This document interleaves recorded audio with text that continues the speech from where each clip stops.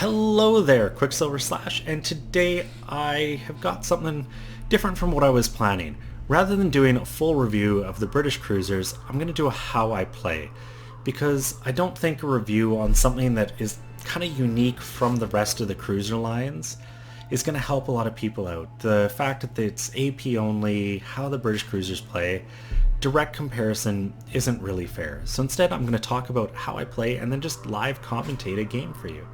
So let's jump right into the skills I've gone with. At Tier 1, basic fire training, and at Tier 4, I've got advanced fire training. And the reason is, as you go on the tiers, the British cruisers have strong AA. They just don't have that defensive AA cooldown to really boost it and eat squadrons apart. That doesn't mean you shouldn't be boosting that AA, and I know when I get to the Minotaur, these are going to be two skills I want to have. One that I'm not keeping all the way through is Expert Marksman. At these lower tiers, the turrets are a little slower than I would like, so I've got it.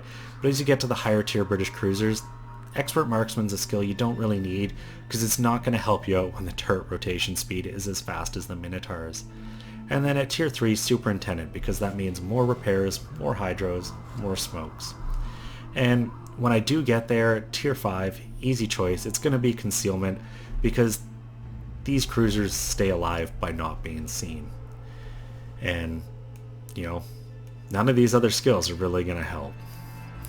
One skill you definitely don't need, ever, in a British cruiser, other than the premium Belfast that's coming out, is Demolition Expert, and that's because there's no HE to fire.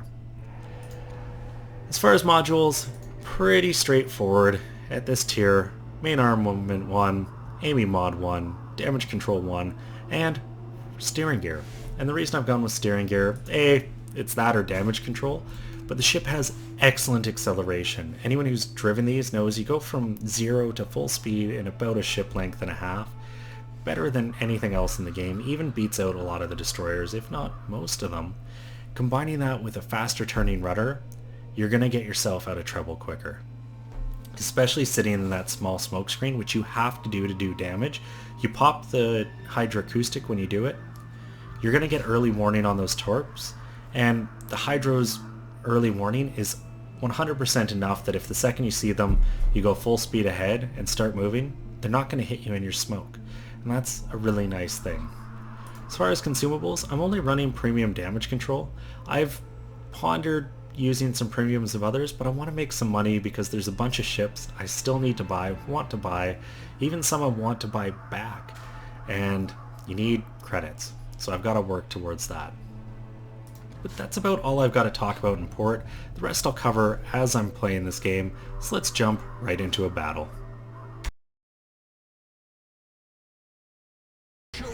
Alrighty, here we are, and honestly, pretty typical match for the Leander. A couple tier 7s, couple tier 6s, and some tier 5s. And I find myself almost always ending up in a game with some tier 7s just due to the matchmaker and the way all the ranks and spreads are set up. And you'll notice right off the bat, I'm almost doing full speed within a ship length and a half, and that is one of the things that really stands out about these British cruisers is just how fast they accelerate. Now, that can get you into trouble. And how it gets you into trouble is, as you can see, I'm already almost ahead of some of my DDs who loaded in maybe a couple seconds after me. And you don't really want to be the first thing to contact an enemy when you're driving the Leander. She isn't a well-armored ship. You're going to get caught out, particularly at higher tiers when things start getting radar. Your smoke isn't going to do anything for you. You'll pop the smoke, something will radar you, and you're just going to be dead. So what I'm focusing on now is getting ahead, but I'm going to get up to this island here, and then I'm going to slow up.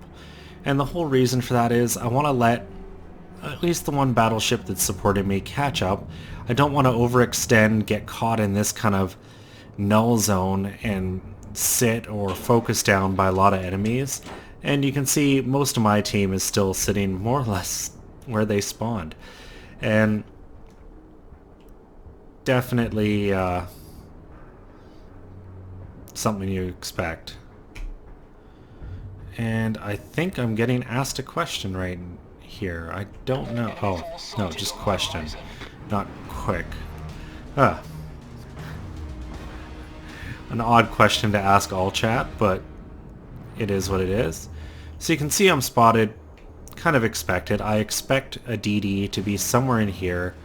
So for now, I just want to make sure I don't get one hit. Use that quick rudder shift, swing my tail out of the way, and I'm actually going to slow up behind this island. The DD's now spotted. I'll use this edge of land to make sure I'm not eating torpedoes, and I'm going to go after this DD. But only so far. Front guns are clear, back ones are still figuring out where they want to point, which is exactly the reason that I run that expert marksman, because at this tier the turrets are slow. Gonna pop my radar because, well, there was a DD here. I don't know what he's doing, and I'm gonna make use of this smoke that the Qckslvrslash just laid. It's free smoke. I can sit in it for a while, and when it runs out, I'll pop my own, assuming I can still sit here. So what I'm relying on to be able to sit in smoke like this is that excellent acceleration and my boosted rudder shift. And unfortunately, didn't get my torpedo indicator up here early enough to really do anything about that Cleveland, but I'll make sure to rip them apart with some AP.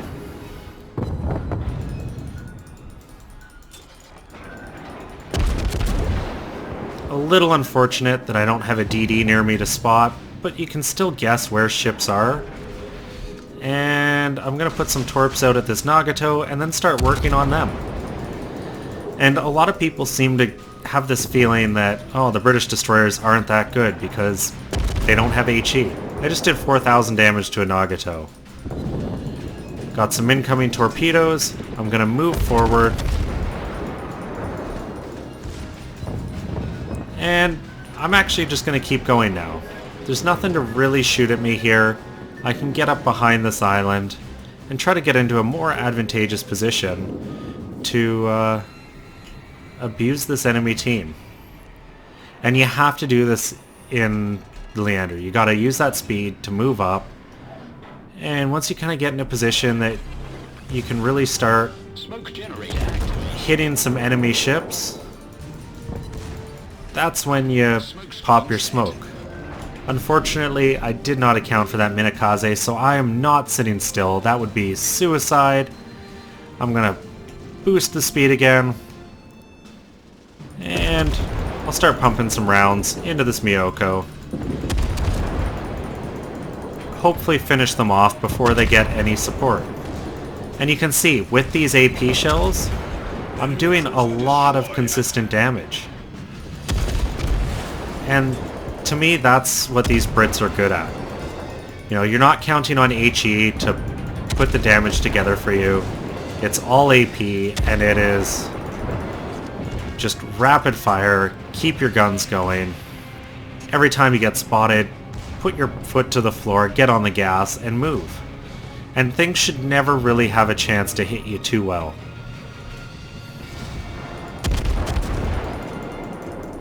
However, when you do get hit, you're going to take some pretty substantial damage, and hopefully it's something you can repair. It's unfortunately, I burned my smoke back here, because it would be really useful now. You can see I'm in good position to be shooting a couple different battleships here, but I can't slow down, I can't sit, because I'll get focused. Another 2,000 to the Nagato, and I definitely got lucky there. That should have been a lot more damage. And about every 6.5, 7 seconds, I'm just going to do another 1,000 to 2,000 damage to this Nagato. And it may not tick like a fire where you can just set it, forget it, but I promise you, the damage will add up. And if you look up at the top right corner, I'm up to 48,661. I've got 1 kill. Things are pretty even between our teams. And hopefully this Cleveland here gets spotted in a second and I can rip them apart. There they are. Do a little spray shot there. Cleveland's sitting still. Hopefully my shells get there before those torps. And Colorado finishes them instead.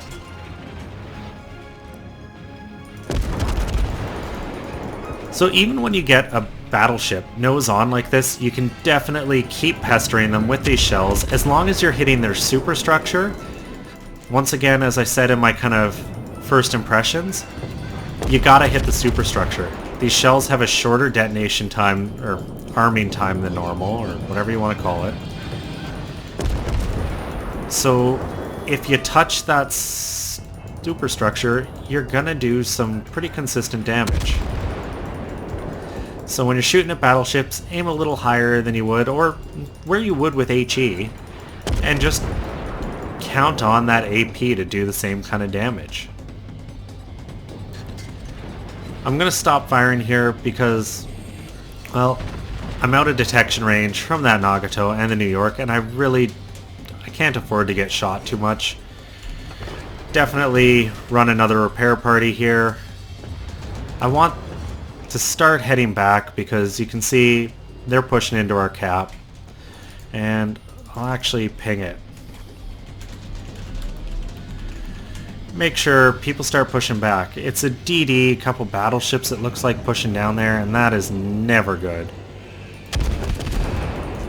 Hopefully I can get a couple parting shots on this Nagato as I run for base. And another 2,000. That'll help those BBs out. And as long as we've got guys alive in the cap circle, we're gonna be okay. They can't capture the base, as you can see. And this is something I find people seem to just forget or not be aware of. And as a result, they go rushing in, charge right into the middle of the cap. You just have to get yourself in that edge and it pauses it. And then you just have to stay alive. Keep yourself alive, give your team the chance to get back or get into the enemy cap. You can see we've got a destroyer up in the north, really in a position to get into that enemy cap. So me heading back, my goal is to delay, give my team the chance to win. And this may not be the most exciting thing driving back, but it gives me a chance to talk about a couple of the other things that really separate the Leander from the Emerald, and I think it all just comes down to the turrets and the rate of fire. The torpedoes, sure, they get a little better. The ship overall just feels a little better, but just having 8 barrels that reload super quickly, it just feels like a proper ship, and at tier 6, it is a million times better than the Emerald was at tier 5. And the Emerald to me was an Omaha, and I didn't really like the Omaha. It had its strong points, but it's no Qckslvrslash. And what made the Qckslvrslash strong was that really flat trajectory, the ability to just ace, you know, enemy cruisers. So obviously gonna start firing at this Minakaze. Gotta do everything to help my team that I can. Unfortunate the first volley missed. Hopefully I can hit them undetected. And they're going to use a smoke screen, and I'm going to use that to my advantage right now.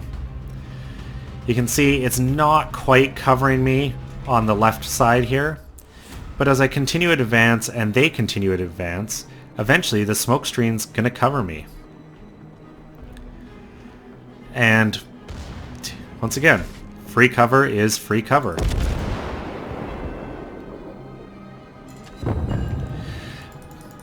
4,000 damage on that Minakaze. Wow.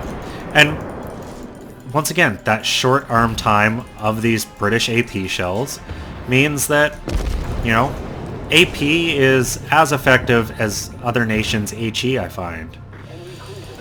I just wish I had all my turrets facing the right direction right now.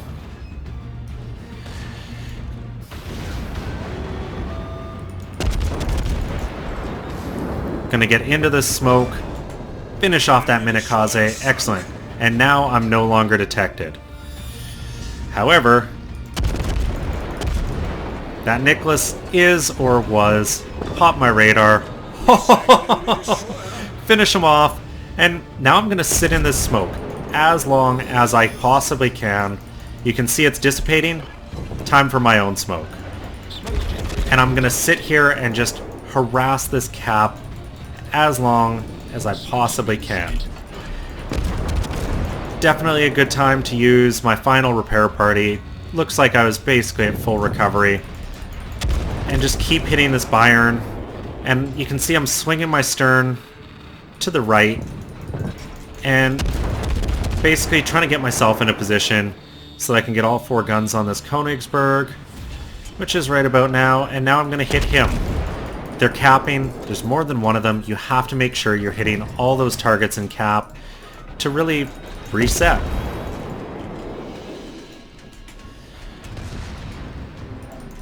Definitely going to get the kill shot here on this Qckslvrslash. He's turning, giving me his broadside. He's dead. Not even a competition there. But because I've hit both the Bayern and the Qckslvrslash, I know something else is in this cap. My team is starting to try to cap the other one, but they've got a battleship in there.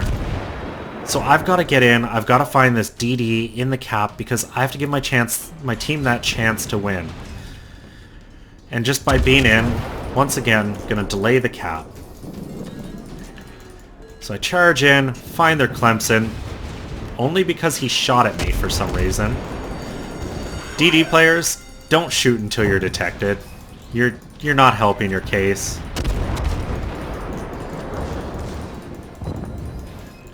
Big hits into this Clemson, and that's what these British cruisers do best. They erase destroyers. Gonna wait for this Clemson's bow to come over, maybe. Not entirely. I don't get the kill on him, but I save our cap, and hopefully can just keep pelting this Bayern until he's dead, because I just looked up now, 90,000 damage, and I'm near a Kraken. I don't think I've gotten a Kraken in this ship yet. What an amazing thing to get it would be. And I'm also really hoping that you guys don't hear the sudden change in sound. For some reason, Warships is all of a sudden almost silent in my ears. So hopefully that doesn't carry over to this video.